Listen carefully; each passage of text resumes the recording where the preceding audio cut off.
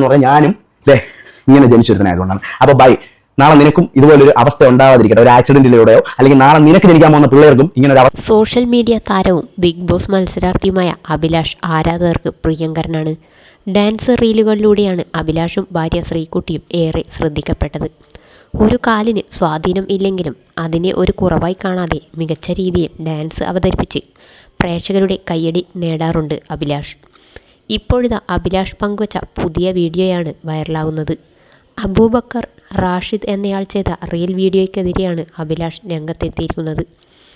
Abubakar റാഷിദിൻ്റെ video ഭിന്നശേഷിക്കാരെ പരിഹരിക്കുന്നതാണെന്ന് Abhilash വിമർശിക്കുന്നു. തന്നെ പോലുള്ള ആളുകളുടെ ഫീലിങ്സിനെ പരിഗണിക്കാത്ത രീതിയിലായിരുന്നു റാഷിദിൻ്റെ വീഡിയോകളെന്നും ഒന്നിലധികം വീഡിയോകൾ ഇത്തരത്തിലുണ്ടെന്നും അഭിലാഷ് പറഞ്ഞു. കയ്യോ കാലോ വയ്യാത്തതോ ചെവി കേൾക്കാത്തതോ ആയ ഒരു വ്യക്തി ഇവൻ്റെ ഈ വീഡിയോ കാണുമ്പോൾ എത്രത്തോളം വിഷമിക്കും എന്ന് ചിന്തിക്കണമായിരുന്നു. ഒരു വീഡിയോയിൽ മാത്രമല്ല, കാല് വയ്യാത്തവരെയും മറ്റും പരിഹസിച്ച് വേറെയും വീഡിയോ ഇവൻ ചെയ്തിട്ടുണ്ട്. അങ്ങനെയാണ് അവൻ റീച്ച് ഉണ്ടാക്കുന്നത്. അവന് നെഗറ്റീവ് പബ്ലിസിറ്റിയാണ് വേണ്ടതെന്ന് എനിക്ക് മനസ്സിലായി. വീഡിയോയ്ക്ക് വന്ന കമൻറ്റുകൾ അവനെ വിമർശിച്ചുകൊണ്ടാണ്.